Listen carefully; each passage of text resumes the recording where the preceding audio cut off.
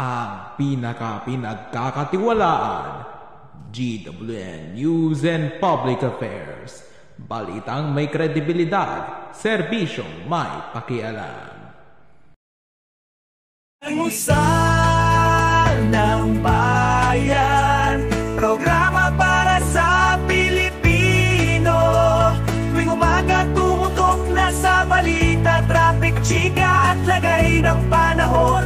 Umulan o umaraw, basta't matatanaw ninyo. Kaya bayan, tara na at salubungin ang bagong umaga.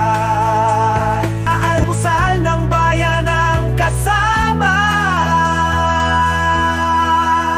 Almusal ng bayan. This time I want you, like it's magnetic, super ikulim. Good morning Luzon, Visayas at Mindanao. Ngayon ay Biyernes, Agosto 23, taong kasalukuyan. Gising na, bangon na, at salubungin natin ang panibagong umaga na may ngiti at saya para sa bawat isa. Kapit lang mga kakampi, buksan na ang inyong mga telebisyon o sa mga walang TV, manood na kayo sa aming live stream. Kaya naman, tutok lang dito sa inyong pambansang morning show.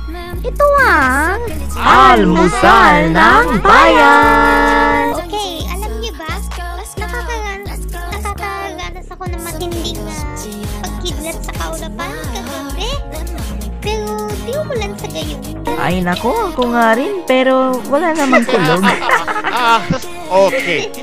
At mga igan ayon pa rin sa pag-asa, patuloy pa rin inaasahan ang thunderstorm advisories sa buong Metro Manila kung posible na namang kumidlat na may kasamang pag-ulan. Kaya naman, mag-iingat po tayo mga kakampi kung sakali mang kumidlat sa inyong mga lugar. Stay safe po tayong lahat ha, mga kakampi. Magbaon tayo ng payong. Tama at higan, narito muna ang mga top headlines ngayong umaga ng Biyernes.